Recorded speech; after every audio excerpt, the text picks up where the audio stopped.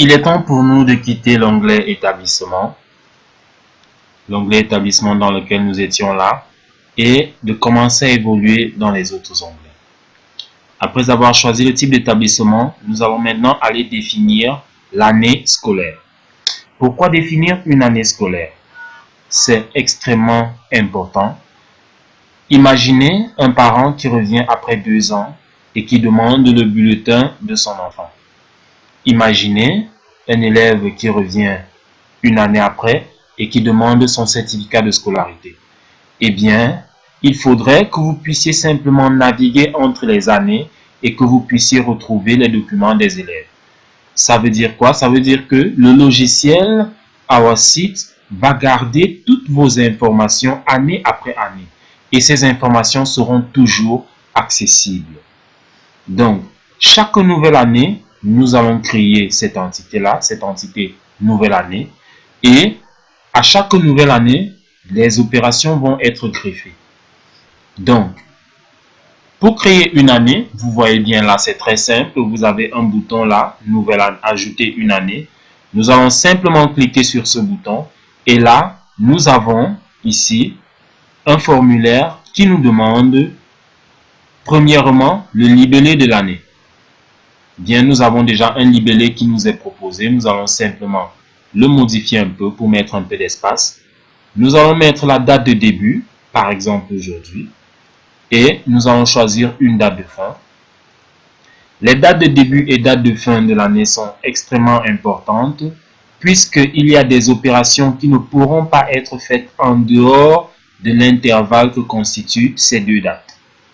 Donc, nous choisissons donc un libellé, par exemple 2018-2019. Ça peut être n'importe quel libellé, vraiment, ce n'est pas figé, c'est vous qui l'écrivez.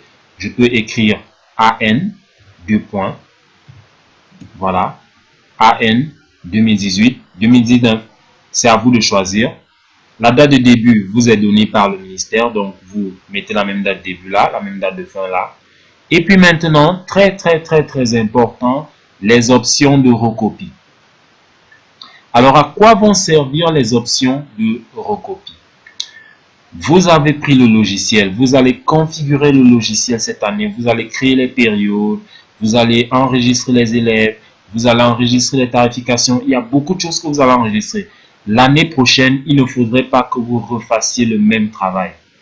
Il ne faudrait pas qu'un élève que vous avez déjà enregistré, que vous l'enregistriez encore, que vous enregistriez encore ses parents.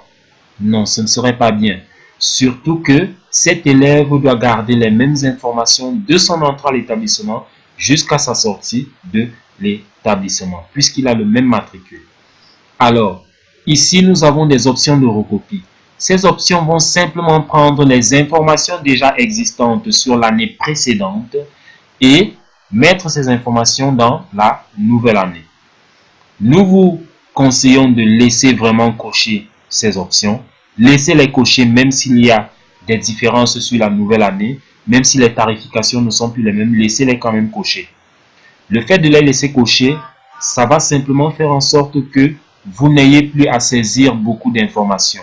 Les informations qui seront copiées, vous pourrez simplement les modifier. Donc, nous mettons dans le libellé la date de début, la date de fin. Nous laissons les informations de recopie cochées et nous allons simplement cliquer sur le bouton enregistrer. Voilà, l'année scolaire 2018-2019 a été créée et vous voyez directement ici qu'elle a été définie comme l'année en cours. Nous vous avons dit que vous pourrez naviguer entre plusieurs années. Ça veut dire qu'il y a une année qui sera toujours considérée comme l'année en cours. Là, à côté, nous avons des boutons. Nous avons un bouton qui nous permet de réouvrir cette année pour la modifier. Si nous nous sommes trompés sur le libellé, la date de début, la date de fin, nous pouvons rendre une année courante. Cette option sera intéressante lorsque nous aurons plusieurs années et que nous voudrons nous positionner dans une année particulière. Nous pouvons clôturer une année pour dire que l'on ne peut plus travailler dans cette année, ou alors nous pouvons simplement supprimer une année. Donc, vous avez vu dans ce tutoriel comment est-ce qu'on peut ajouter une année dans notre système. Nous vous donnons rendez-vous à la suite pour voir comment est-ce qu'on gère les sections. Merci.